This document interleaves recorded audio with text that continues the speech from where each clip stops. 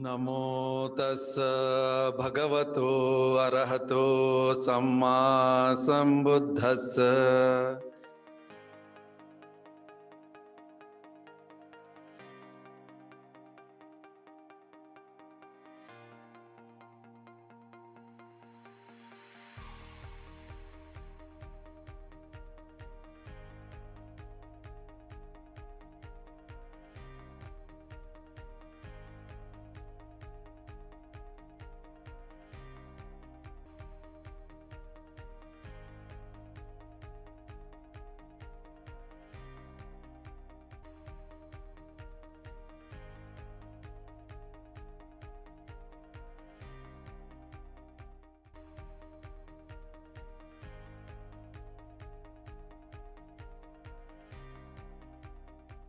Namo Buddhaya. Welcome everyone to comprehensive course on Buddhism. This is week 3, session 1, and our teacher today is Venerable Bhante Buddhapala. So Buddhapala Bhante is joining from another center from Karnataka in Mahabodhi. So to start with today's session, I request Bhante Buddhadatta to please light the candle and the incense in front of the Buddha image there. Okay, Buddhadatta? Sure, Pankaj. We will light the candle on behalf of all the Bhantes and participants.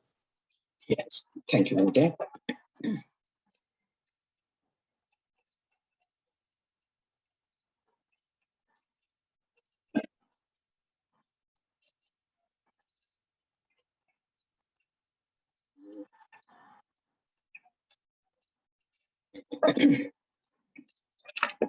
Thank you very much, Bhante Buddhadatta. In our course on comprehensive course on Buddhism, we will continue with the main topic, heart of Buddhism, core teachings of all Buddhas. And today's topic that Bhante Buddhapala will be our teacher today. That topic is Bodhisattva's dream, Mahasupina Sutta. So before I request Bhante Buddhapala to start, I am gonna make a Kshamayachana and Panchashiliyachana on behalf of all the participants. Please, wherever you are, hold your hands and join me in making the yachana. Okasavandami Bhante Dvaratayena Maya Kattam Sabba Paradham Khamatu me Bhante Dutiyam Piyokasavandami Bhante Dvaratayena Maya Kattam Sabba Paradham Khamatu me Bhante Tatiyam Piyokasavandami Bhante Dvaratayena Maya Kattam Sabba Aparadham Khamatu me Bhante Okasa Aham Bhante Tisaranena Saha Panchasilang Dhammang Yachami Anugrah Katva Silang Dethame Bhante Dutiyam Piyokasa Aham Bhante Tisaranena Saha Panchasilang Dhammang Yachami Anugrah Katva Silang Dethame Bhante Tatiyam Piyokasa Aham Bhante Tisaranena Saha Panchasilang Dhammang Yachami Anugrah Katva Silang Dethame Bhante. Yamahang vadami tang vadetha. Bhante. Namo tassa bhagavato arahato samma sambuddhassa. Namo tassa bhagavato arahato samma sambuddhassa. Namo tassa bhagavato arahato samma sambuddhassa. Namo tassa bhagavato arahato samma sambuddhassa. Buddhang saranang gacchami. बुद्धं शरणं गच्छामि धम्मं शरणं गच्छामि धम्मं शरणं गच्छामि संघं शरणं गच्छामि संघं शरणं गच्छामि द्वितीयम्पि बुद्धं शरणं गच्छामि द्वितीयम्पि बुद्धं शरणं गच्छामि द्वितीयम्पि धम्मं शरणं गच्छामि द्वितीयम्पि धम्मं शरणं गच्छामि द्वितीयम्पि संघं शरणं गच्छामि द्वितीयम्पि संघं शरणं गच्छामि तृतीयम्पि बुद्धं शरणं गच्छामि तृतीयम्पि बुद्धं शरणं गच्छामि तृतीयम्पि धम्मं शरणं गच्छामि तृतीयम्पि धम्मं शरणं गच्छामि तृतीयम्पि संघं शरणं गच्छामि तृतीयम्पि संघं शरणं गच्छामि शरणं गमनं परिपूर्णं भन्ते पानातिपाता वैरमणि सिक्खापदं समादयामि पानातिपाता वैरमणि सिक्खापदं समादियामि अदिन्नादाना वैरमणि सिक्खापदं समादयामि अतिन्नादाना वैरमणि सिक्खापदं समादियामि कामेषु मिच्छाचार वैरमणि सिक्खापदं समादयामि कामेषु मिच्छाचारा वैरमणि सिक्खापदं समादियामि मुसावादा वैरमणि सिक्खापदं समादयामि मुसावादा वैरमणि सिक्खापदं समादियामि सुरामेरया मज्जापमादट्ठाना वैरमणि शूरामेरय्यमज्जपमादट्ठाना वैरमणि सिक्खापदं समादियामि साधु साधु तिसरणेन सह पंचशीलं धम्मं साधुकं सुरक्षितं कृत्वा अपमादेन शीलं संपदेथ भन्ते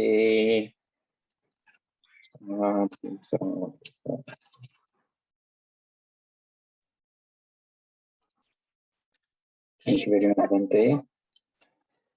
Bhante, may I request you to start your discourse today, Bhante? Again, this is week 3, session 1, and we are in the main topic that we are continuing today,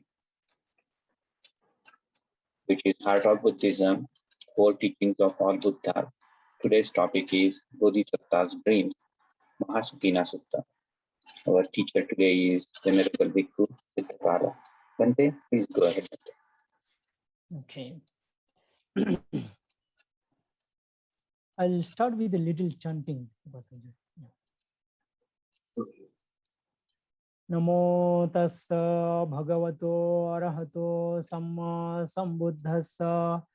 Namo tassa bhagavato arahato samma sambuddhassa. Namo tassa bhagavato arahato samma sambuddhassa. Itipiso bhagava arahang samma sambuddho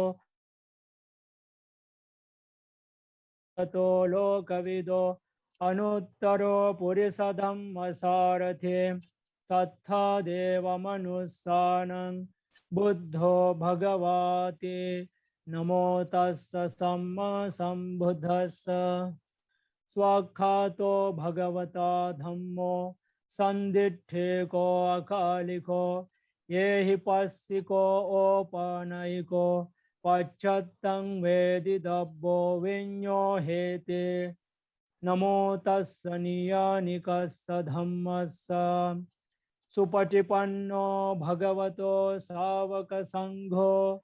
Ujupatipanno bhagavato savaka sangho. Nyaya patipanno bhagavato savaka sangho. Same che patipanno bhagavato savaka sangho. Yadidam chattari purisa yugani atta purisa puggala esa bhagavato savaka sangho ahuneyo pahuneyo dakhineyo anjali karaneyo anuttarang anuttarang punyakhetang lokasati sadhu sadhu. Once again, good evening to everyone. Venerable respected Data Mantiji and the devout Upasaka Pankajji and all the other Bantes who are online now, and all the Upasakas and Upasikas and all other friends.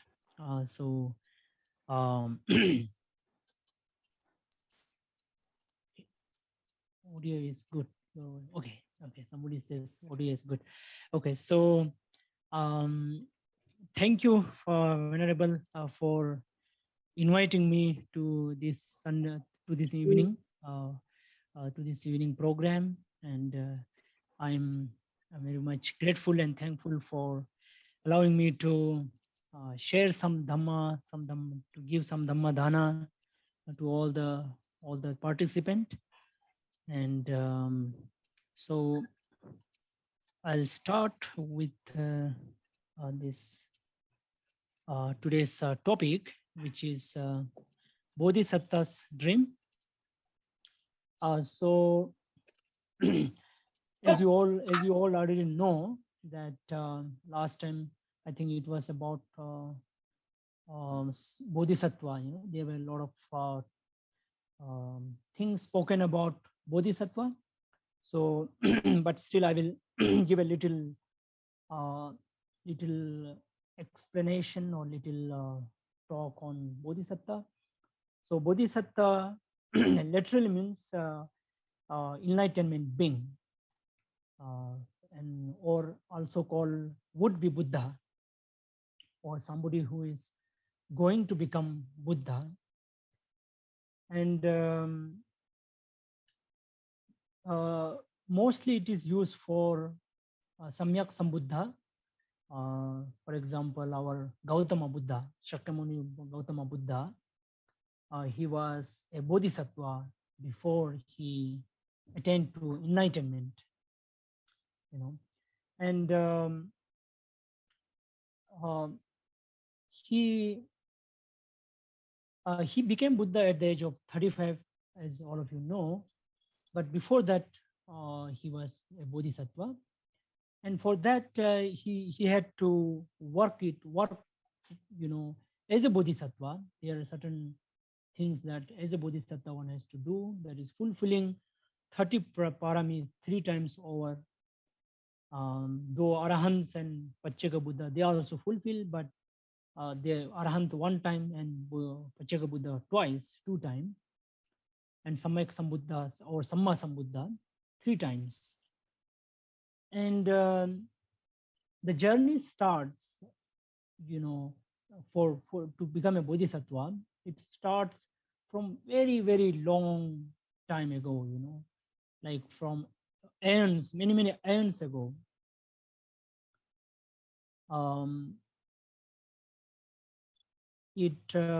Before he actually took to Buddha Bodhisattva practice, he was like all of us. He was like any other common human being or any being.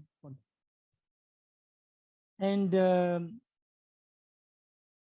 process of Bodhisattva is again, you know, three major period: Manopanida Kappa, Vachipanida Kappa, and Kayapanida Kappa, which is first he mentally thinks that I will become a Bodhisattva. You know, it's at the level of mind, which means it is not yet strong enough to come into practice. And that takes like billions of years. And then comes the Vachipanidakapa, where he starts saying verbally to people that I will become a bodhisattva. And of course that happens as a after seeing different Buddhas or after coming into contact with Dharma. So that starts happening in his mind. And then comes the Vachipanidakapa, the actual practice. That happens, for that to happen, of course, you might have learned last time that you need a living Buddha before you. And you should have already perfected these 30 paramis once. You should have done that once. And as you have learned last time, that our Buddha did, under Sumedha, under Dipankara Buddha, which is 27 Buddha before not 27, let's say 28 Buddhas. Our Buddha is 28, and remove 3, so 25th or 24th Buddha. So this heritage of Buddha, Bodhisattva and Buddha, it keeps happening. It's not just. It is not just. Thank you. It is not just for one particular person or being. Anybody can achieve Buddhahood. If they really wish to become. But then as I said, that it's first start happening in the mind, and then through speech, through at the level of speech, and then finally at the level of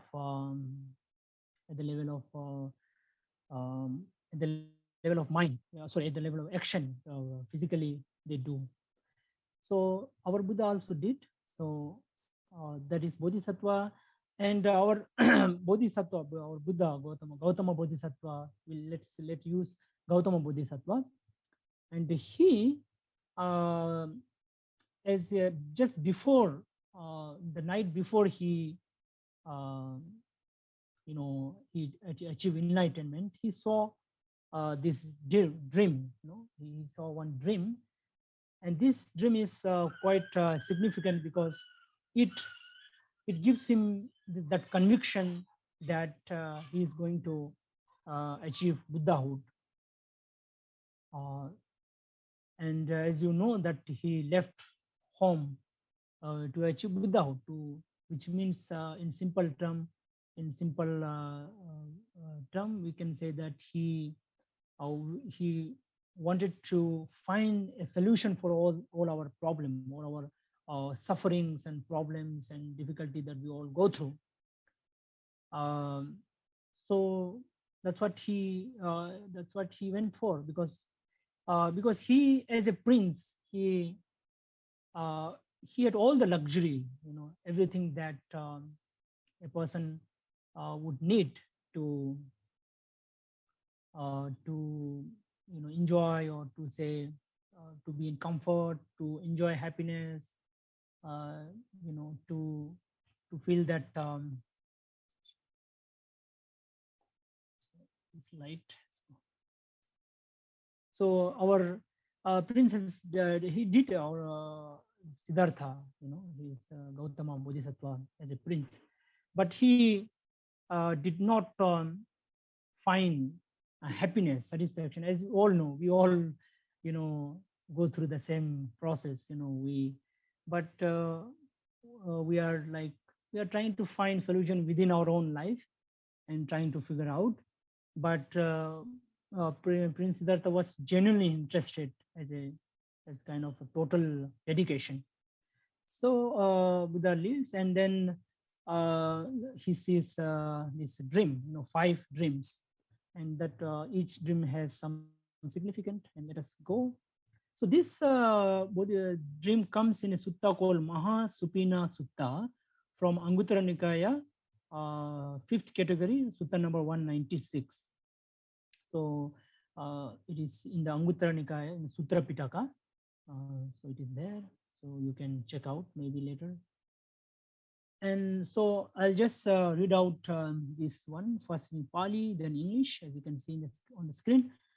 Tathagatassa bhikkhave arahato samma sambuddhassa ubbeva sambodha anabhisambuddhassa bodhisattaseva sato pancha mahasupina paturahe sum. So English, when the Tathagata, worthy and rightly self-awakened, was still just an unawakened bodhisattva, five great dreams appear to him. So here you can see the word Tathagata is used. So usually Buddhas are called Tathagata. So Tathagata means truth finder, truth bearer, or there is one definition which is Yathavari, Yathakari, Tathavadi, which means whatever Buddha says that he does, and whatever he says that he whatever he says that he does, and whatever he does that he says. So there is the total honesty and sincerity and truthful of whatever he is speaking and doing. So that is Tathagata, meaning of Tathagata. So many a time Buddha is called Tathagata. So when he was not self-awakened, so he, these five dreams came to him. You can see here,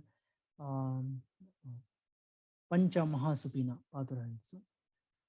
So the first one you can see on the screen, Ayang Maha Patavi Maha Sayanang Ahosi, Himava Pabbattaraja Bimbo Hanang Ahosi, Purattime Samudde Vamu Hatto Ohito Ahosi, Pachime Samudde Dakkino Hatto Ahoto Ahosi, Dakkine Samudde Ubho Pada Ohito Ahesum. So some of you who are who knows Indian languages can relate, can understand, that Ayang Mahapatavi, this great earth, Mahasayanang Ahosi, it was a big bed for Buddha. Himava Pabbata Raja, the Himalaya, which is the Pabbata Raja, that is the king of a mountain. Bimbo Hana Ahosi was his pillow. Purattime Samudde Vamo Hatto Ahosi. So Purattime, eastern side, he had this eastern side is the right hand, and Pachime they say the Kino Hatto Ahoito also. So on the Pachima, that is western side, was his left hand, and Dakkine Samudde Ubopada Ohito Ahesi. So Dakkina, that the South Sea, which is Indian Ocean or Southern Sea, was both on the both legs was there. So this is the dream, and what it signifies we'll see later. And the second dream was Tiriya Nama Tinanjati Nabiyang Uggan Hetwa Nabang Ahacha Titang Ahosi. A woody vine growing out of his navel stood reaching to the sky. So from his navel came out one grass called Tiriya grass, and it started growing, and it went up and up in the sky. So this is the second one. The third one, Seta Kimi Kanhassa Padehi Usakhitwa Yava Janu Mandalang Paticha Desung. White worm with black heads crawling up from his feet cover him as far as his knees. So Seta Kimi, that is a white worm, what ants. Kanhassa Padehi, their feet and all are kanha, that is black. Usakhitwa Yav came out, and Yava Janu Mandal, Janu means knee, came to that much. Patichas, from his feet came covered as far as his knees. So till it came till the knee. So let's see. You can see in the picture. It sort of signifies. We'll come to it later. And number 4, Chattaru Sakuna Nava Vanna Chatu Hi Disahi Agantwa Sabba Seta Sampajimsu. 4 different color birds coming from the four direction fell at his feet and turned entirely white. So you can see in the picture, four different birds of different color, different color. See, blue and red and yellow and green. Comes and feels it, comes at Buddha's feet and becomes white.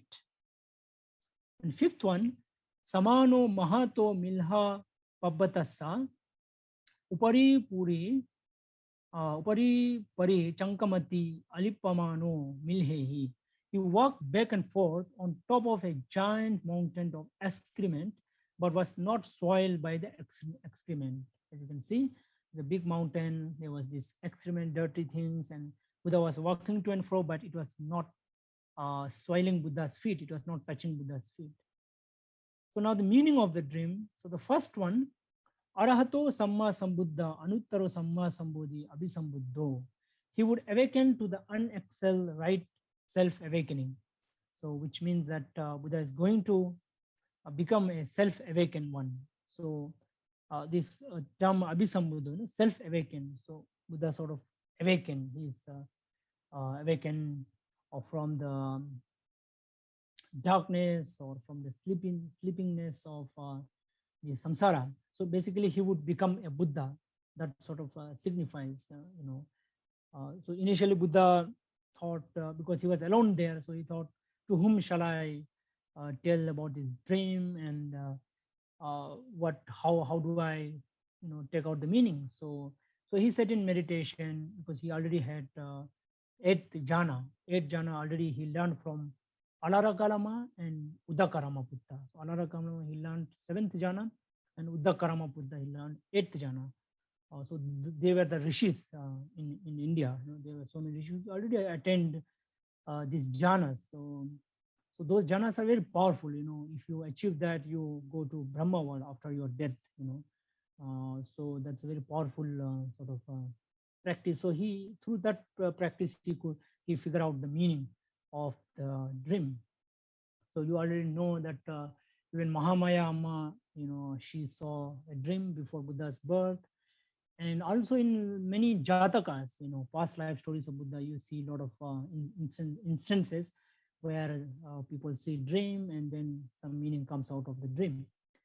So it doesn't mean that all the dreams have some significance, but certain dreams which are very unique or something that is, very systematically seen. So those have some meaning, and a lot of people there in India, we have this culture where they find out the meaning of the dream. Some rishis. So number two, Ariyo Attangiko Maggo Abhisambu Jitva Yava Deva Manusehi Suppakato. So of course the first one was Buddha was lying on the earth. Second one was this three agras, coming out of his navel and going up. So that dream, so it signifies that he would of course become a Buddha, and he achieved this. He finds out, he discovers this noble effort path.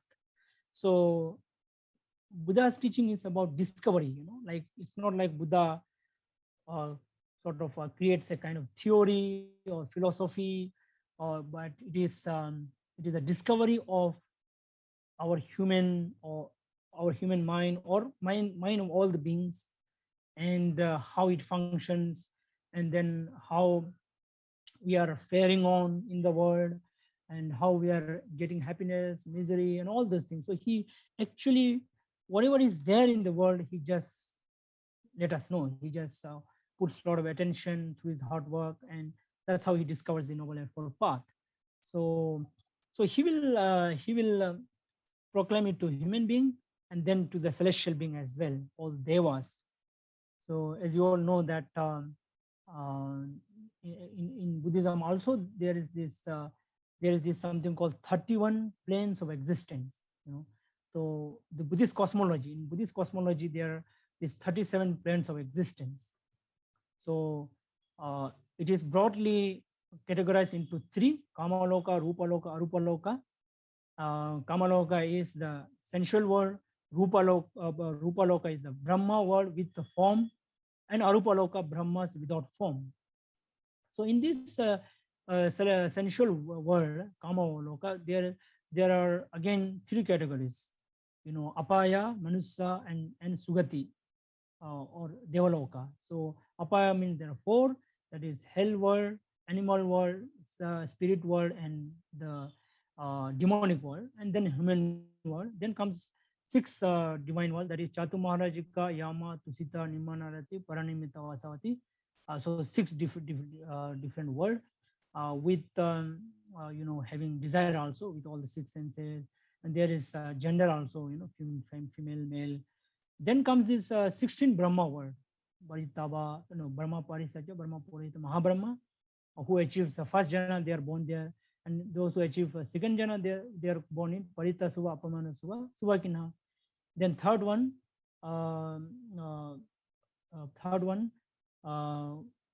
Parita Suva, Apamana Suva, Suvakinha. Then fourth one, we have Pala Asanya Satta. Then there is another one, one special for somebody who achieves in third stage of enlightenment, which is Anagami. They are born in a world called Suddhavasa, which is there in the fourth jhana level of Brahma, but only Anagamis can go. That is, we have Aviha, Atapa, Sudasa, Sudasi, Akanita. Five are there. So according to their level, they are born there. And then finally, for Brahma without form, Akasanan Chetana, Vinyanan Chetana, Akinchanyatana, Neva Sanya, Nasanyatana. So this is a 31 plane of existence. So, so Buddha's teaching would go all the way up to the fourth jhana, that is all the way up to the Brahma world without form, but not to the not to those who have no form. They can't hear. Like Alara Kalama, Udakarama Putta, they were both of them were achieved the Arupa Brahma world. So Buddha, out of gratefulness, thought of sharing Dhamma with Alara Kalama, Udakarama Putta, who taught him seventh jhana and eighth jhana, but since they were already born there, so he couldn't help them. So Buddha's teaching goes all the way. So basically, even the Deva and Brahma, they're having very luxurious life, and long billions of years. Brahma especially billions and billions of years, but they are not totally free from attachment. They are not free from total bondage, and they have to one day come down. Because we have stories in Buddha's scripture, Buddhist scripture, where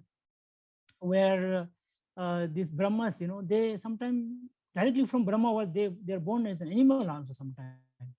Of course, sometimes come one by one also. And there is a case where one Brahma, he becomes Baka Brahma. So he was Buddha knew him in one of his past lives. So Buddha goes to him and he thinks that he has created the world because he was there for such a long time that eventually he forgets about death itself. Imagine, like, we human being, just for 100 years, but we already start thinking that we own everything, whatever we own. So think of Brahmas who are having millions or billions of years. Surely they will think that they have created, or they are the part of this world. They own the world and all. So Buddha's teaching goes all the way up there and help them to both Brahma and Deva and Manushya, and not to the hell world because they won't understand. Sometimes to Yaksha also, demonic, like Alavaka, we have the case stories, and some Peta also, but it is difficult for them to actually achieve Nibbana, but they can grow themselves to some extent. Now the third one, Gihi Odata Vasana Tathagatam Panupeta. Sorry. Okay, so sorry. So Gihi Odata Vasana Tathagata Panupeta Saranangata. Okay, so it says in Pali also. So Gihi means grihastha, those who have home. So monk are Pabbaja, Anagarika, no house. So that's the main distinction, householder and non, because they are non-homeless there. So they don't own anything, So Gihi Odata Vasana Tathagatam Panupetam Saranangata. Many white cloth householder would go for lifelong refuge to the Tathagata. So basically, in that one, black hair and body, that particular dream that Buddha saw, which it means that as you know, we have hair. A householder, they have hair, and then usually white cloth is I think maybe that was a culture in India. Even today, white cloth is considered good to, you can see in many religion, Muslim also, and even Sikh also, and some Hindus also. They, even Christian also, they put white. So that white cloth is good for a spiritual place. So many of them will come and they will go for lifelong refuge. So they will take Tisharana. So which basically means that they will take Buddha as their teacher, Dhamma as their guide, and Sangha as their as beings who are their their role model. So basically, that's what it is meaning, the meaning of this dream. So um, when you take up Buddha, when you have total confidence in Buddha, so then only you take refuge, and you that's how we call them Buddhist also, who are totally into Buddha. And but it doesn't mean that they don't believe in other devas and brahmas and deities and all. Buddhists, they do believe in that, uh, but as a teacher, as a guide, as somebody who can, as a goal, nibbana as a goal, uh, for them, for Buddhists, Buddha is the teacher. But then other gods and brahmas, we seek help from them by sharing merit to them, and we seek help from them, in a sense, whatever they can do. And then fourth one, chattaru me bhikkave vanna khattiya brahmana vessa suddha te tathagatappa vedite dhamma vinaye agarasma anagaryang pabbajitva anuttarang vimutting sachi karanti. The four caste, Brahmins, noble warriors, merchants, and laborers, having gone forth from the home life into homelessness in the Dhamma and Vinaya taught by the Tathagata, would realize unexcelled release. So you can see that basically here Dhamma Vinaya, you can see this term Dhamma Vinaya, which means Dhamma, and Dhamma means Buddha's teaching, and Vinaya means the rules and regulation for monks. So basically, it is, this particular dream is about, earlier it was for lay people, householder. Now this particular dream is for a monk, for homeless, for samanas, for recluse, for renunciate, who sort of came out of home. And so in this Dhamma Vinaya, people from all the community and caste and creed, will come. Like in India, those days, these four castes was there: Brahmana, Vaishya, Brahma, who are the priestly castes, and or spiritual teachers, and Khatya, the ruling caste, and Vessa, that is trading merchant caste, business class, and Suddha, the labor class and the employees. So that was the system going on in Buddha's time, and people from all this community will come, and they will achieve the vimutta. Vimutta means release, that freedom from all the bondage, all the thing that keeps us in pain, in misery. Will take to monkhood and become vimutta. They will become sotapanna, sakadagami, anagami, arahant. That is 4 stages of enlightenment. They will all come, and as we know, people from all the walks of life, they come. And one of the interesting thing in the dream is that the 4 color becomes one, which means once you become a monk, you lose all your social identity. You are not in one particular community. You are totally free from. In Dasadhamma Sutta, I will write down here so that you can maybe later check out, called Dasa Dhamma Sutta. This is a sutta in which there are 10 things that a monk should reflect upon. So the first one is Devanhiyam hi ajupakatoti pabbajitena abhinang pachave khitabam. So Vevarna means this Varna Shama, Varna system. Basically, basically, which means the social system that we are in today's time. There is may not be caste system, but then some other system has replaced, or say, I belong to this gotra, I belong to this community, I belong to that community, I belong to this language, this country, that country, or this particular state, that particular state, this district, this village, that village, this khandan, that khandan lineage. So you are totally free. From today, I am totally free. So monk are totally free. So monk has to be totally sort of neutral when it comes to societal sort of matter. So cannot, and especially monk cannot involve in political thing, and it has to be totally neutral, totally free from social this thing. So that is something very interesting, and it happened, and even today we practice, even today, if you've seen Mahabodhi also, we have all kinds of, from all language, from different parts of the country, from all community and everything. So I mean, it doesn't even matter. We don't even ask which caste and all. So number 5 is Tathagato Chivara Pindapatang Senasana Gilana Pachaya Bhesajja Parikharang Tang Tathagato Agahito Anuchito Anujosa no Anajjupanno Adinavadi Savi Nisrana Panho Paribunjanti. The Tathagata would receive gift of robes, alms food, lodging, and medicinal requisite to cure the sick, but he would use them unattached to them, uninfatuated, guiltless, seeking drawbacks and discerning escape from them. So the dream 5th one was Buddha was walking on a dirt mountain. There was big dirt and Buddha was walking, but Buddha was not getting soil. It was not touching. Though Buddha was walking on it, but it was not touching his feet. He was slightly away from that, which means to say that after he becomes a Buddha, and for that matter, even monk, they have to be in the society, be with people, and also they have to have for survival 4 things. That is a basic thing monks can have. That is you can see here chivara, which is the cloth. So monks usually have only 3 set of clothes and just one color, no any design, no worry about which cloth, what cloth, just same, just one color, and pindapata, that is alms bowl.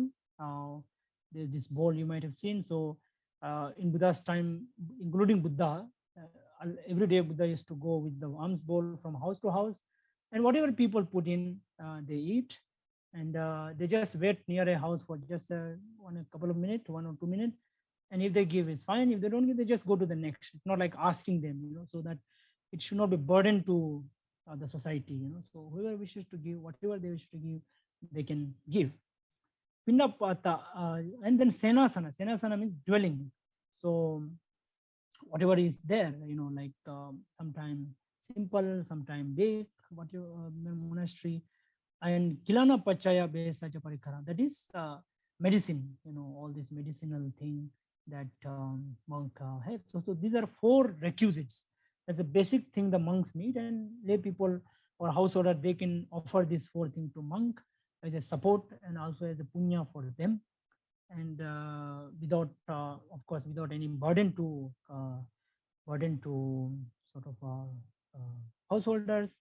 Buddha gives the example of bhamaro, that is this honeybee. Honeybee will go to one flowers after another, pick up the nectar, but it doesn't sort of injure the flower, but it helps the flower to fructify or whatever. So something like that, monks attitude to the society is like that.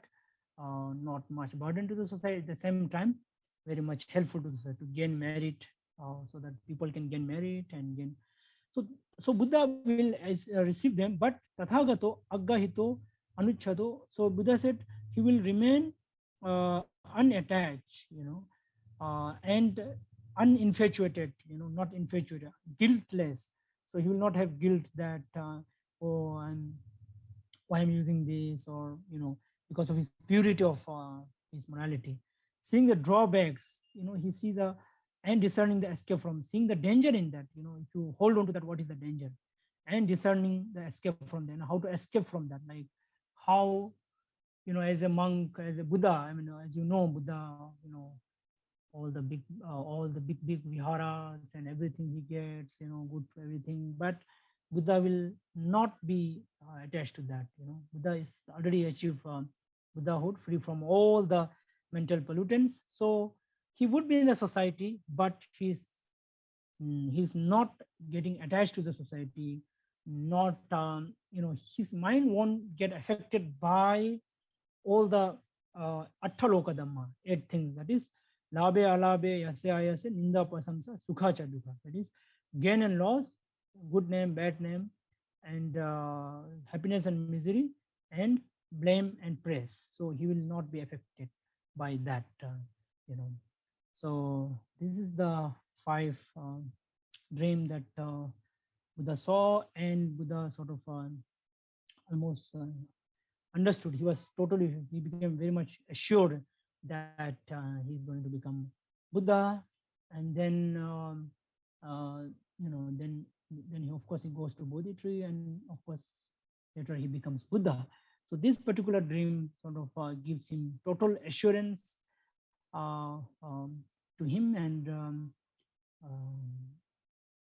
it gives a kind of confidence to him that he is going to become Buddha. So I think I'll conclude here, and maybe the next some questions and other things. So I conclude my talk, Upasaji, here. Yes, Bhante. Yes, we will be opening up the session for question and answer. So I'm opening up the chat session for people to write their questions. We'll be covering up that session. Thank you very much, Bhante, for the good discourse today. And we also like that you made up the presentation with Pali in there, so we could listen to the Pali sutras at the same time. So thank you very much, Bhante. So please go ahead with your questions. We are looking at the chat.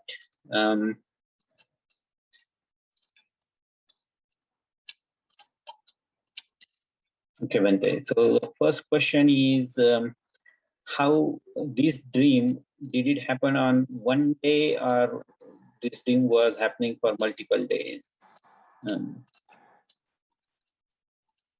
So as per the story or the record, it doesn't actually mention whether it happens on multiple days or one day, but it says night before becoming Buddha. So so you can say that way, one day in advance. Okay, Bhante, then the second question is related to jhanas. Is it possible to achieve jhanas through vipassana, or is there any specific other technique that gives you jhana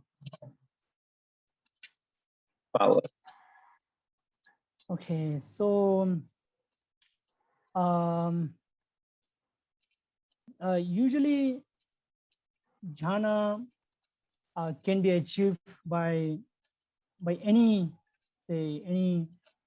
meditation practice, the object, any meditation object, So the most popular one is, of course, today we practice, that is on Anapanasati, that is the meditation on incoming breath and outgoing breath.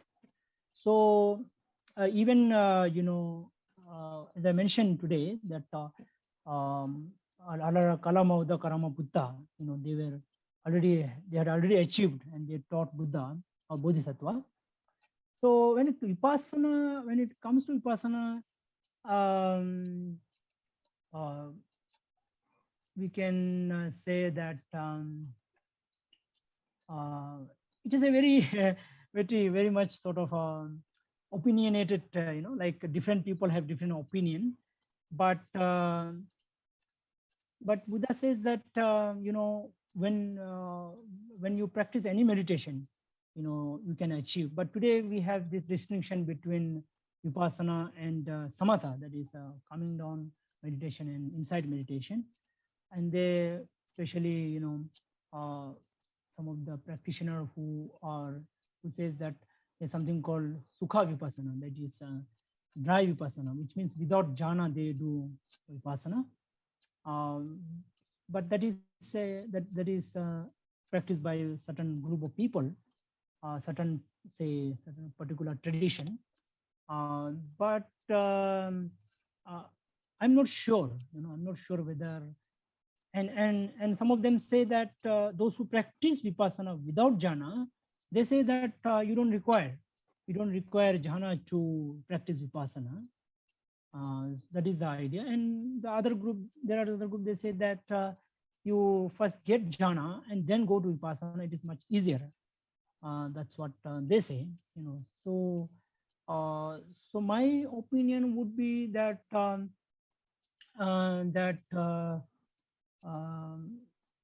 the breath meditation, is the most simple one to begin with, and through that one can actually achieve jhana. And there is one sutta, Anapanasati Sutta, in which it says that breath can even can be used for vipassana as well, or vipassana meditation.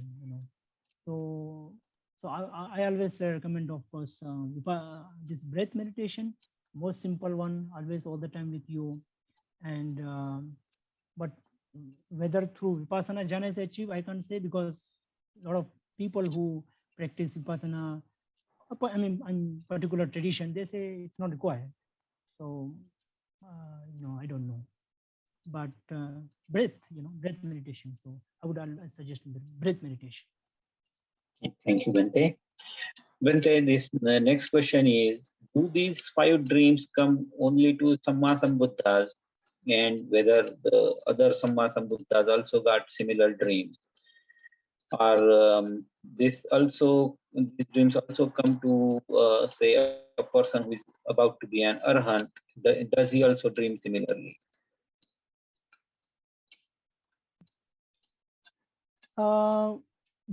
There is no any record of in our scripture, about arahanta seeing certain dreams, and no dream, of course, of past Buddhas as well. But I think that what I think personally is that when something like arahanthood is going to happen, surely some sign, some sort of sign they will get. People, the person who is going to become an arahant will surely get, some in some or other form. Not necessarily, the kind of dream that Buddha's Bodhisattva saw, but there is no record. There's arahant seeing certain dreams. I don't remember any of that. It is it is more specially to Samyak Sambuddha, because Samma Sambuddhahood is something very, very, very, very special, and it is a huge task, and that any person takes up. Our Gautama Bodhisattva took and became a Buddha. So I think it is very much exclusive to Samyak Sambuddha. That's what I would say. Okay, thank you very much, Bhante. Bhante, this one question may be little more about all the jatakas we have. So if you can briefly maybe touch upon this.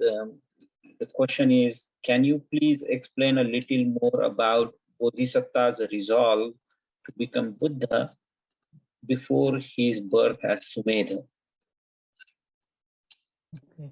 Bodhisattva's resolution. Yeah, Bodhisattva's resolve, to become Buddha before his birth as Sumedha. So maybe all the previous one jatakas. Is that what? If you can put some light on there, yes, Bhante. It's interesting question, and of course I have mentioned in a little brief way, but there is an interesting story behind this, which is in one of the past life before, of course, as a Sumedha, one of the past life, our some Gautama Bodhisattva, he and his mother, they were on a uh, they were traveling in the sea. They were so unfortunately the ship got broke. I mean, it got broken, and then Bodhisattva could save his mother. And then the mother was so much grateful to him, and so much happy about him. And in a just out of some sort of a joy, he said that, okay, you have saved me from this danger, from this difficulty. Uh, may you become a Buddha. May you become a Buddha and save the humanity, save the people, save all the beings. And that particular thing, that which the mother said, got stuck in his head. And that's how this Manopanida Kamma started, which means it was going on his mind from many lives, many lives. It was going on in his head that, oh, that's interesting, that's and I think especially when it was with mother, I think, and that particular incident and mother saying it and saving a mother, that particular episode might have left a big impact in his mind, and then that got carried for many lives. And then, of course, the Chik Panida Kappa, where when it was so strong in his mind, he started saying to others also that I'm going to become Buddha, Bodhisattva. And then by that time, he was practicing Dharma as well. He was practicing Parami. He was like all of us, doing Dana, Shila, Bhavana, meditation, practice, like all of us, he was doing. And by that time, he Buddha Dipankara came. He had almost achieved. He was sufficient. He was mature enough to become an arahant under a Buddha. And at that time, he was born as Sumedha. I think you know the story. He was born in a very rich family, and also his mother passed away, parent passed away, both parent, and came down from Takashila and thought about what to do. My mother, they didn't carry. How do I carry it? He thought about it several times, and then he thought about um, carrying it by giving. So he gave away huge amount of 7 generations to all the beings, and then to all the people in that city.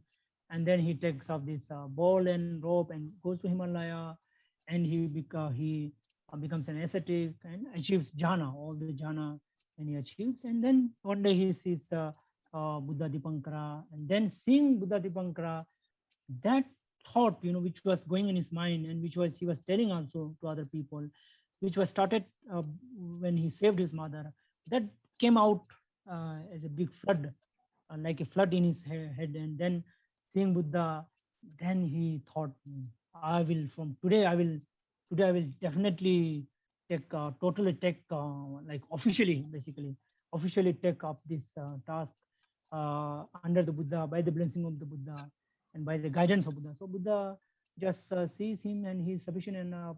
He's good enough. And then, he's right now at that particular moment, he was ripen enough. He was strong enough to take up this bodhisattva hood. And and Buddha blesses him, and he predicts that you will become Gautama Buddha after this many years, this many years. So for Asankhya 1 lakh kalpa, that is a huge amount of time. And one of the interesting thing is that you may be thinking that just such a long time, he'll get bored, but in a lot of jatakas, if you see, he will be a good person, sometimes bad person, he also sometimes commits mistake. But one of the things he doesn't do is not telling lie. He won't tell lie at any cost. He may break other 4 shila also, because he's not a Buddha, he's not an Arahant, but he will never tell. And he realizes his mistakes, and then he will, in many lives, he will do some dana, some seva, and then finally he will just become a monk and become achieve jhana, and he goes to Brahma world. So in Brahma world, he will stay for a long time, like some kalpas goes in Brahma world itself, Because some of you might think, you know, it's such a misery, why again born as a human being? So it's not like he's always as a human being. He's many times as a Brahma, Deva.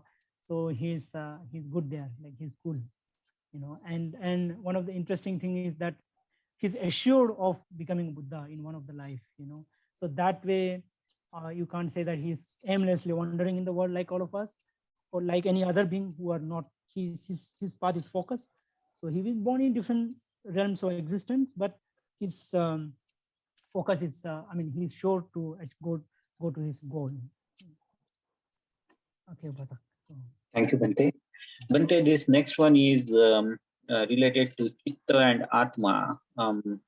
What is the difference between Chitta and Atma? Please elaborate on this, Bante. A lot of people are confused related to how rebirth happens, but there is no Atma, there is an Atta in Buddhism. So can you elaborate a little bit more on this one, Bante? okay, sure, Basak. So Atma, of course, is an Indian, you know, concept of something inside that keeps going, you know, from life to life. But in according to Buddha, there is this what goes, you know, from one life to another is, Buddha says, is the craving. You know, is basically the craving that sort of goes from life to life. Now, the difference between this craving and the Atma, concept of Atma, and then Buddha's concept of craving is that in the Atman theory, they say that it is said that they say that there's something that unchanged, you know, something that doesn't change, that is within us, in our mind, you know, in our within ourselves, and that doesn't change, and it remains static. It is like permanent, and it is connected to Paramatma, which is the creator. So you're just here, but you're total control from there, and you are sort of predestined. You are everything. Your fate is written by that Almighty Creator. That is the concept of Atman, you know. But in Buddha, according to Buddha, it is, Buddha says that uh, each of us is independent individual, you know, not controlled by any Almighty, any Creator God. And we as an individual, the craving that is within us, the karma that we do, you know, in our life, are all impermanent, are not static, are dynamic. It can be changed. It keeps changing all the time, you know. So which means that you do certain thing and you are born. Sometimes you are born as a deva, sometimes you are a human being. In human world also, sometimes you will be born in America, sometime in India, sometime in a, but this Brahmin community, sometime in a Khattiya community, sometime in China, or sometime in Sri Lanka, you know. Sometime you will be a king, sometime you will be any, and the classic example is the Jatakas, you know. In Jataka, Buddha himself was born as sometime king, sometime Brahmin, sometime Shudra, sometime, you know, sometime a fisherman, and even sometime animal. You know, he was born as an elephant, or sometime monkey, you know. So that's how it happens, you know. So there's this our craving that keeps on going, you know. That's what Buddha says, you know. So you can actually see the difference, right? Like here, we all are individual, independent, but we are under this law of karma, and this law of karma functions independently without the intervention of any personal God or creator or Almighty Paramatma.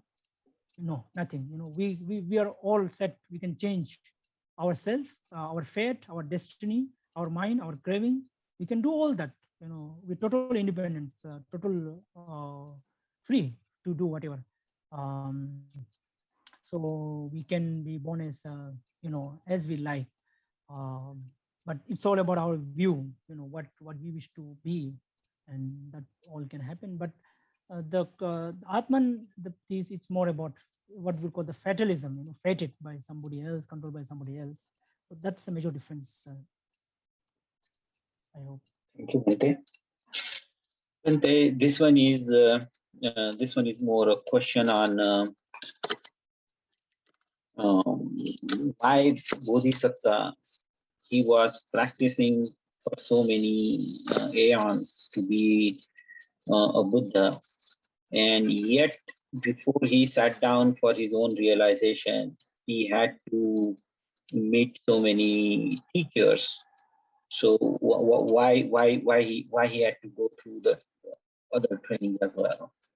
Like he went to the Ramputta, he went to Alarkala, or any other teachers too. Okay, interesting question. You know,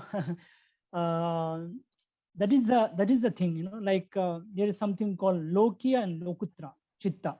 So Lokutra is transcendental Chitta. Lokiya is worldly Chitta. So as I was saying in my talk that all these 31 existence, you know, from hell to the Brahma top, they are all Lokiya. You know, they look different, higher and all, low and all, but they are all under Lokiya, which is the within the samsaric cycle. But Lokuttara is beyond the samsaric cycle, which means you are free from this cycle. So now Bodhisattva, he might have done whatever good thing, you know, he might have done all the good thing that that of course he did, but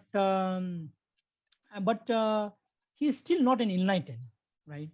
So he has to go to he will have to go to, you know, different teachers and all, and because that ignorance is still there, and that's why soon after he's become enlightened, Buddha says this particular thing that aneka jati samsarang, you know, sandha visani bisam gahakaranga vesantu dukkha jati puna puna. So so which means that unless and until you achieve arahanthood, you know, or Buddhahood, arahanthood, you are bound to, you know, become confused or bound to, like all of us. See, we are all practicing, but we do end up in some confusion, sometimes difficulties, you know, sometimes we end up breaking some shila, sometimes, you know, we sit in meditation, we have all difficulties, and we become angry sometimes, upset and all. So Bodhisattva, that is the thing, like unless and until, and that's why in one of the place Buddha says that pathavya ekarajena sagdasya gamanena va sabbaloka dipachena sotapati phalangvara. Buddha says that which is pathavi ekarajena, even though he become the one king of the earth, sagdasya gamanena, whether you go to swarga, heaven, Saggasa Gamanena, Sabbaloka Adipachana, whether you become the king of the whole world, 31 world, Sotapati Phalang Varang. The Sotapati, that is the first stage of enlightenment, is that Phala. When you achieve the Sotapati Phala, that is the Varang, that is the best. So basically, you know, that is the thing, like, see, all of us, we do all good thing, we do, like take example, Brahmas also, you know, they are achieve higher purity and all, but they are not free. So unless and until these 10 kilesas are not totally gone, you are, you know, you have to go. I mean, you will not be, you will be in confusion, you know. So that's why he will go to different teachers. He will find out different ways and means to come out of to search, you know, because the search hasn't yet come. So the moment it came, from that time onward, he's a Samyak Sambuddha, he is a teacher, and he doesn't need any teacher from that time onward. But till then, for us, all of us also, you know, till we achieve at least Sotapanna, we are not free from confusion. We are not, our Saddha in Buddha is not, Buddha says that, Buddha said, Arahant is only Aseka. Arahant is only Aseka means they don't need learning. But even Sotapanna, Sakana, Anagami, they also need learning because they have to become. So think about us, you know, think about Bodhisattva who is not even Sotapanna. So unless you achieve that arahanthood, you all of us have to you know have to you know, we will go through this confusion, because as Buddha said that more than in Paticca Samuppada, he says avijja pachya sangha, avijja, unknowing, ignorant is the main cause of all the samsaric problem. Thank you very much, Bhante. That was very nicely elaborated answer. Bhante, this one question again on a similar line that we asked about asthma and the Buddhist way of rebirth. This one is more that the Jataka stories are the Bodhisattva's appearance, reappearance in this world appears that it is more similar to Brahmanic theory of Avtara. So what are the differences? Why it is not similar? Can you please elaborate on that?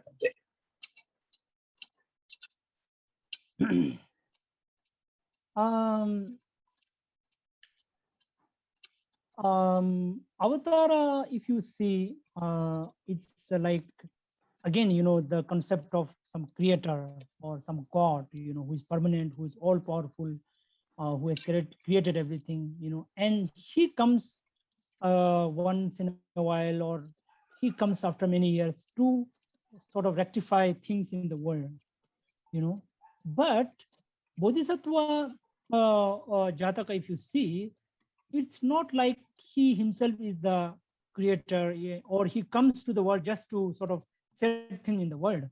He is in the world to just fulfill his parami, to just make himself perfect, to just go through all these things and living in the world, as you see, like living in the world but not getting spoiled, living in the world and fulfilling all the parameters, because you need some base where you can do, like you do a business, you need some land or some this big building, something like that. Buddha needs this world till he achieves enlightenment. So he just came for his own fulfillment of parami. He was coming for that, and not necessarily to set thing in the world, because Buddha says that the world can never be set right, like the world by nature is not in a position to set right, because everything is impermanent. You do something happens, you do something happens. So it was more about fulfilling his own parami. It was more about setting himself right rather than others, So for that he comes, and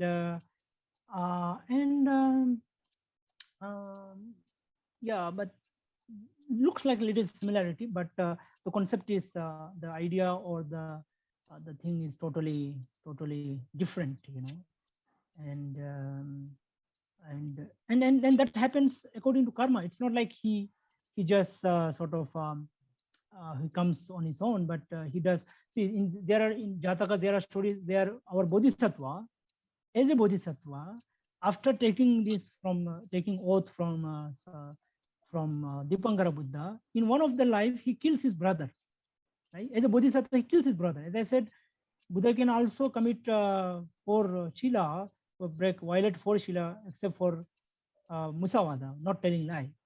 So you can see how, and in one of the Jataka, Buddha doesn't talk. Bodhisattva, he doesn't talk at all. Why? Because remember, in his past life, he was a king, and he had to do all the thing just to create this thing in the system, to create law in the world. He had to do all sort of things. Then he was born in the hell, and he came out. So he won't talk because he will again be made king. So it was the karma that was taking Bodhisattva in different realm of existence, not he himself coming as a savior to the world. So that is the difference, because avatar, it's more about God coming and saving the world, that kind of thing. Thank you very much, Bhante. That was again very nicely explained and elaborately answered, Bhante. Bhante, this one question is on one of the Upasaka's mind for a long time. So I'm just going to read his question, Bhante. I will not paraphrase it. My question is why Buddha has to rediscover the truth despite previous Buddha had discovered it. Why previous Buddhas don't pass on knowledge through some supernatural power to upcoming Buddha? Okay, interesting. Interesting. Yes, question. Bhante. So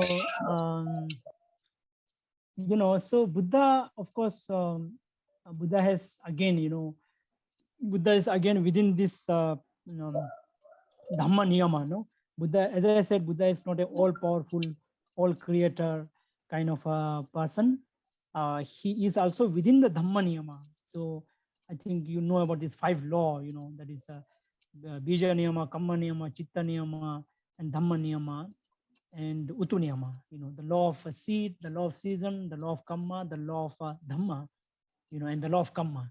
So Dhamma, it comes within that. So Buddha, though he looks so powerful, but he has his own limitation, But the most important thing is for him to become enlightened himself and enlighten others, which means to come out of this, samsaric this thing. So Buddha, once he passes away, as a Buddha, he passes away. As you know, Buddha passed away in Kushinara, so 2543 BC.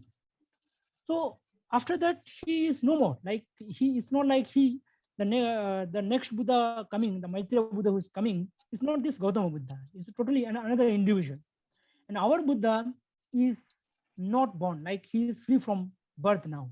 He will not be born. Finish. He says that He says that Dhamma will be my Dhammakaya. I will be in the form of Dhamma. So which means it is the Dhamma that you have to follow. So I'm not there, physically as a person. He's not there. He's free from this birth and death in this 31 planet existence, and no birth. So you can see, it's like that's where you can see. So Buddha has his own limitation, in that regard, but he does the main work. The main work is to enlighten himself, enlighten others, but this kind of a thing, it's not there. And when you say Dhamma should be in the world, but it should be in the world means what? Like it should be in the form of book, it should be among the people, but that is not possible, right? Like you see here 2500 years ago, but still a lot of in India, the Buddhism was once very much here, but you don't see here. So this is a proof that it is not possible to keep Dhamma always in the world, because it has to go through the worldly sort of problems and change and everything, anicca, everything. So it is not possible. It is not, Buddha is not that powerful to just set everything right and all. So he has a within whole, I mean, that is the beauty, because he just says, what is what truth, he won't try to show that he is something very powerful. He his own limitation, and but the main work is arahanthood, as I said, so that's the thing. And but the thing is, thing is that this Buddha, particular Buddha, would actually, now still Buddha is there in the form of Dhamma, and he will inspire so many others to take up bodhisattvahood. That's how you will get future Buddha. So that's how you will get future Buddha. So in a way you can say that Buddha has prepared that. Buddha has influenced. I mean the purpose is served. Like you need a Buddha coming again and again. So this Buddha inspires, but he himself, because if that happens, then the Buddha's concept of Buddha's teaching of anicca, impermanent, is wrong.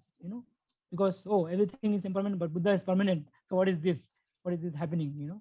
So even Buddha is under that anicca Dhamma. Sadhu Bante, thank you very much. Bante, this next question is more, maybe most important question people are asking. We have Buddha Sasana available now, and we are listening to the Dhamma.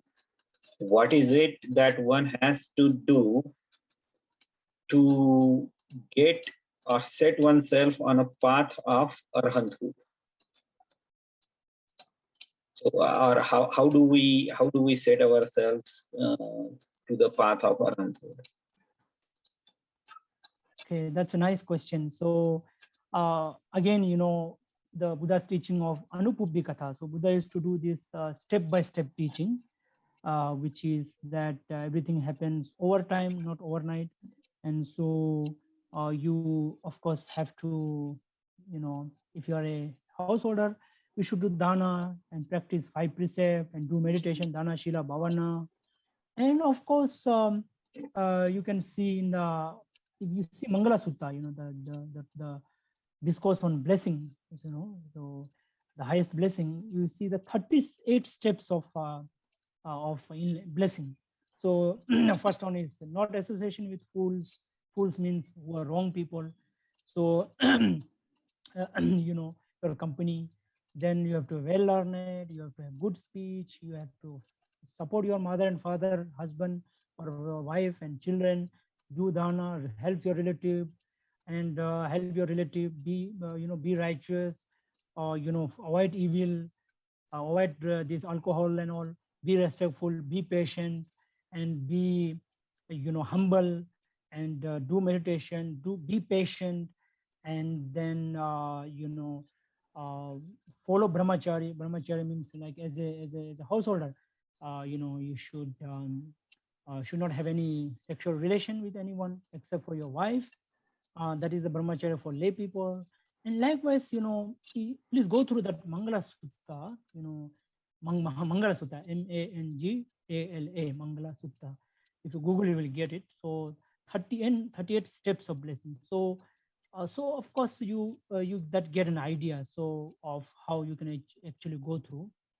But it all happens step by step and step by step. And one of the important thing is that to notice is that it's not so much important when you are going to become enlightened, but as you keep practicing, what are the benefits you are getting, in what way you are getting benefit out of this 38 blessing that Buddha mentioned. And are you becoming a better person? Are you getting some glimpse of what nirvana is like, what peace is like, what happiness is that Buddha has mentioned? Is it really happening as you keep practicing? And so it will happen, so please go through that Mangala Sutta 38 blessings, so you will get an idea of how it will go. But of course, depending on our own past sort of past parami, and depending on our practice, depending on the kind of people we are with, and in the condition we are with, and depending on so many causes condition, we may become arahant in this life itself, or at least Sotapanna, Sagadagami, Anagami, or if not, we'll maybe in next life, on some other life. But one of the interesting things Buddha said, that of course it was not related to this, but it's connected to this. So it says that somebody says there's no past life, so future life. So Buddha says, okay, don't worry about future life. He says that if you live a good life, nice life, if there is a future life, you will have good life because you have done good thing now. If there is no future life, you are still good, because when you do good, you are living a good life. I mean, you are having this happiness right now in this life. So you are both a win-win. You are in a win-win situation. You are you're in a good this thing. Either it is there or not. So that is with regard to that. So this also applies to the arahanthood. So we should not be in a hurry to. Of course, because I've seen some people, they are very much anxious and anxious to sort of become arahant and all those things. But it is a very step-by-step thing. And if you are a householder, you have to practically see, and in Mangala Sutta it is there, how to be a good person in the family and everything, and still be able to practice dharma. And practicing dharma is a way of life. Again, it is part and parcel of your life. It is not something separate out of your life. So and it depends on your sincerity, how much you do. So who knows, you may achieve this arahanthood, if not arahanthood, at least Sotapanna, and it can happen. Please go to. Thank you very much. Yeah, thank you very much, Bhante. We have taken up Mangala Sutta before in the previous last year's course, Bhante. So we have done that, and the videos are also available there. Bhante, this one question is I know we may be coming closer to the time limit on this one, but you have mentioned that even if somebody is a deva or a brahma, he is not out of the woods yet. He is still gonna change. He's gonna die. Maybe he's just gonna go through this. Why does that happen? Why doesn't he get more opportunities to earn more paramis in higher planes and just keep his life there permanently? Okay, so it is interesting question again. This Manushya Loka, Manushya Loka is very, very special compared to Deva, Brahma, and even the Apayas, for woeful state. Because here you are experiencing both happiness and misery. You are in a middle land, you are, because Buddha's teaching is all about Majjhima Patipata, middle path, balancing. So if you are born in a lower world, you're all the time suffering, you're all the time in fear, suffering, and it's not possible for you to think about, some higher thought. In the Deva world, especially the sixth Deva world, with the sensual world, where genders also is there, and Kama, so they also have family and all. There they become so busy, with their life, that forget about Deva world. Even let us look at us. We also, I've seen a lot of upasaka upasika. When they go through a certain difficulty and problem, they suddenly remember vihara, remember monk and vihara. And one of the person told me, one of the in Hyderabad, one of the person told me that one day, you see, he was not a Buddhist and all. He just heard of us and came. He was going through some issues, breakup issue and all. So now, after everything sorted out, he came to Vihara, mind is settled, everything, And one day he comes to me and says that, see, Vante, when I had all those problems, I had a lot of faith in Buddha. Now I don't have. What do I do?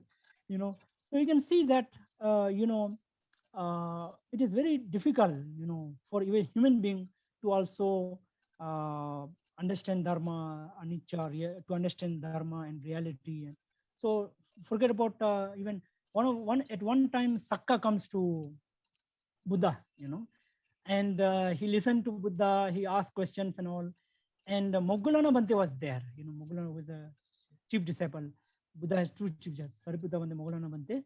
So Sariputta Bhante is more into wisdom, and Moggallana Bhante in some supernormal abilities.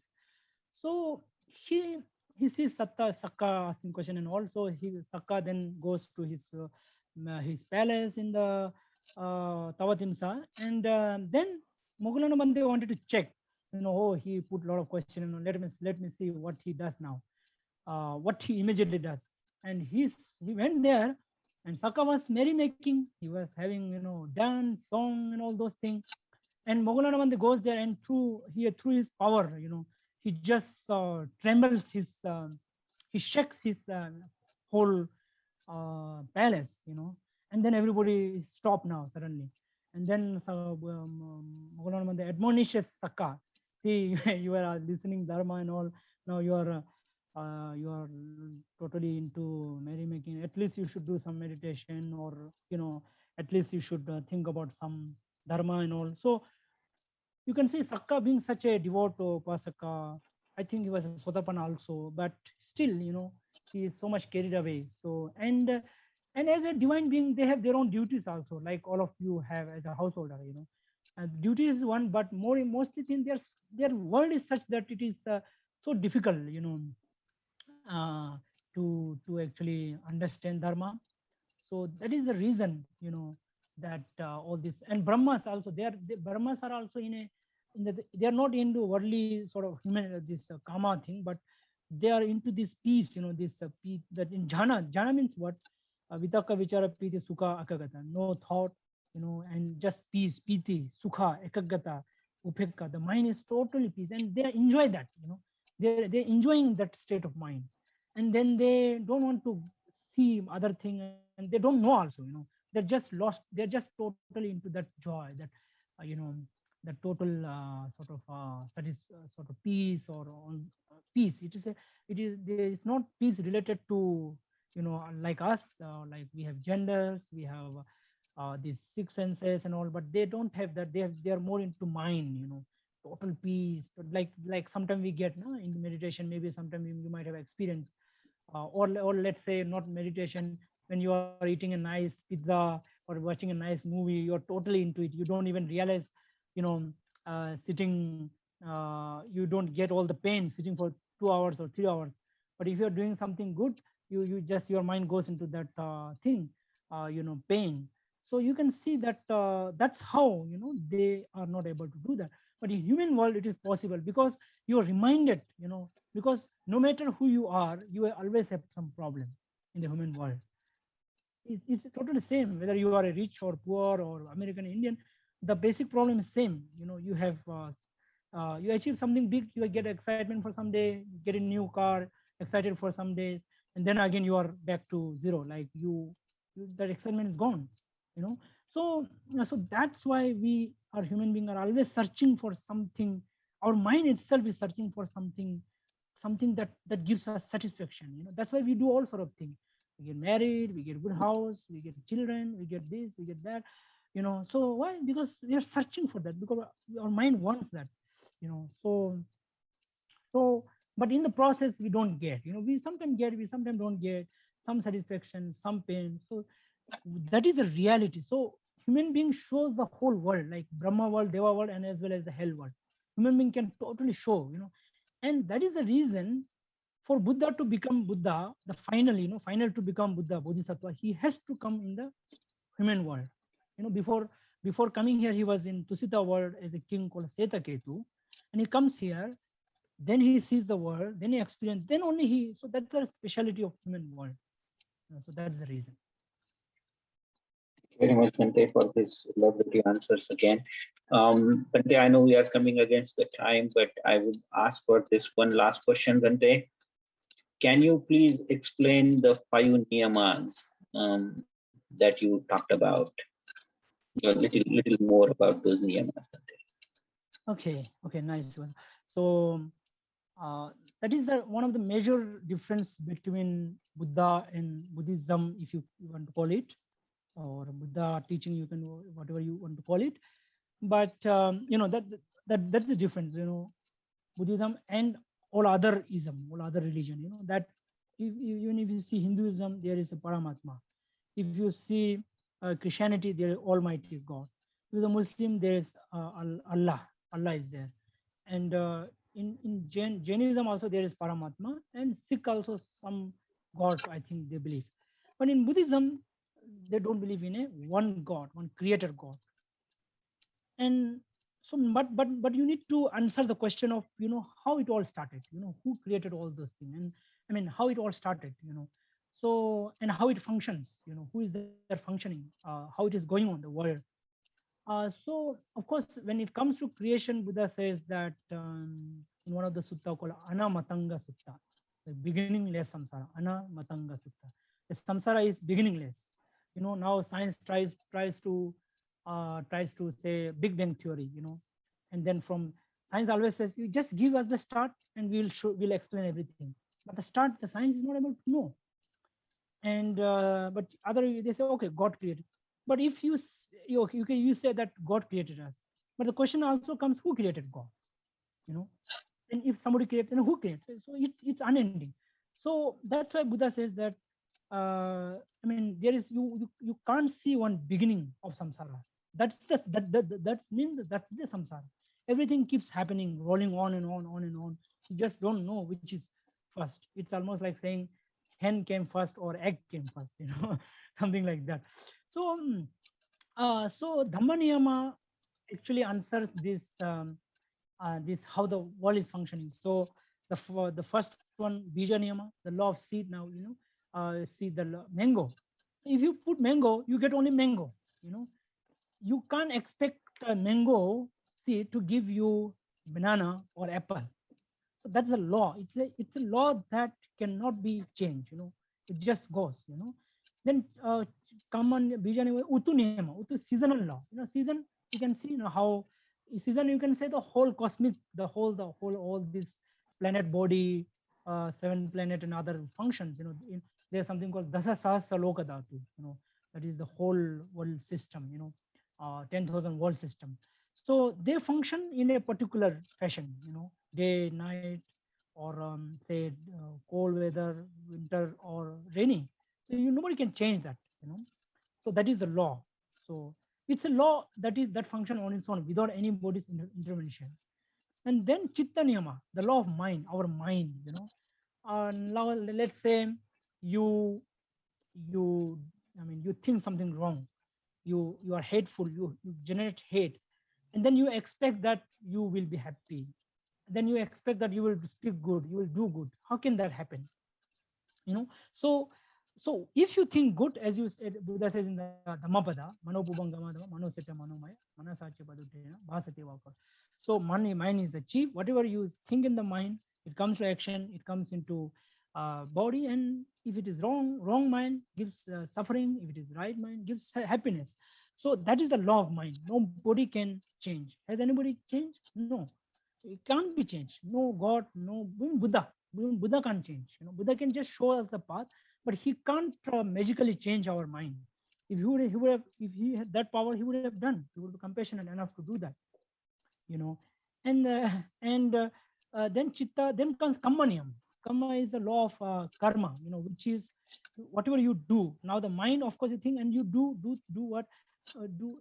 Mind is there, and then you speak something, you act something. That is the karma. So whatever karma you do, the karma will have its own this thing. Actually, there's one very interesting how the karma functions. Chatu chakka karma in Abhidhamma. You can Google later. Chatu chakka karma, fourfold karma. How karma functions. Uh, you know, the law of karma, how it functions. It functions on its own. Good action, good or bad action, bad result, and the timing of karma. Some karma is found now, some little later, some in next life, and some karma also becomes ahosi. Ahosi means expire, defunct. It's like a battery, have certain life, and it has time frame, right? So when it passes that time, so it won't function. So there are certain karma that we do. If it is not able to get it is not able to get doesn't get the opportunity to give fruit, it can become defunct as well, some karma. That is the reason, we say that you have to be in a good locality among good people, do good thing. The reason being is that one of the reason is that if you do some good thing in a good locality, the past good karma will get chance to fructify. And if you do certain and those some of the wrong thing that you might have done in past lives, and they try to give you result, they won't be able to give result. They may try to give, but the result will be, it become minor. Like you see, some people get accident and save, get a small injury and save. So that is that's how the karma timing happens.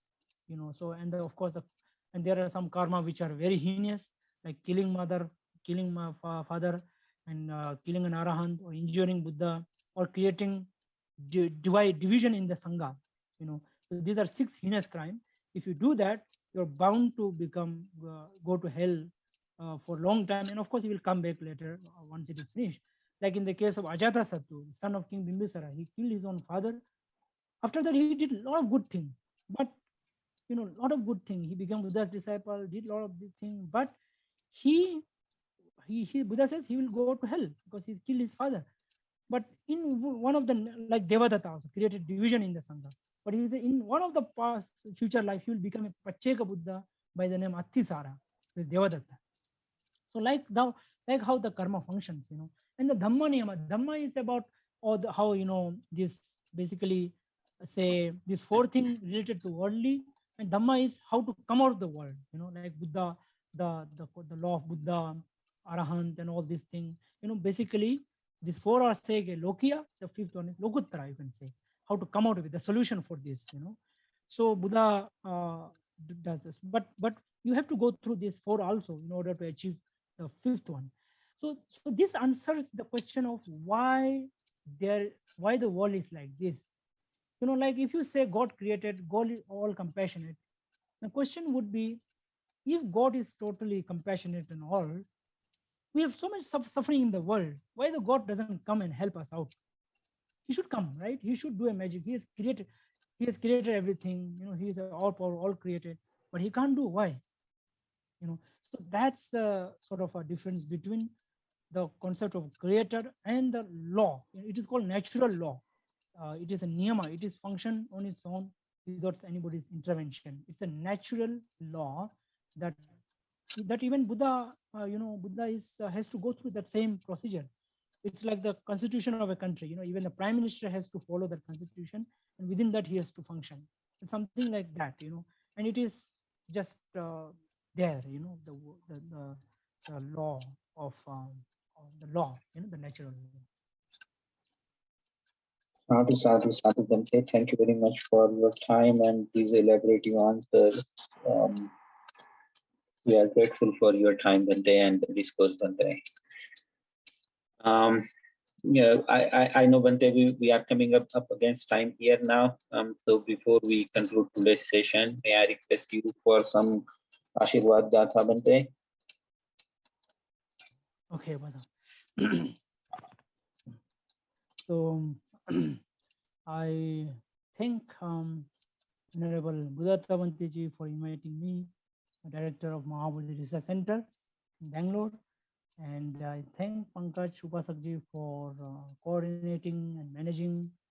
And I thank all the participants who have come and joined and given me the chance to do Dhammadana, to share Dhamma, which is the greatest gift, as Buddha said. So I'm grateful to all of you, thankful to all of you for coming today evening. And I wish you all happiness, joy, health, and progress on the path of Dhamma, and ultimately achieve Nibbana.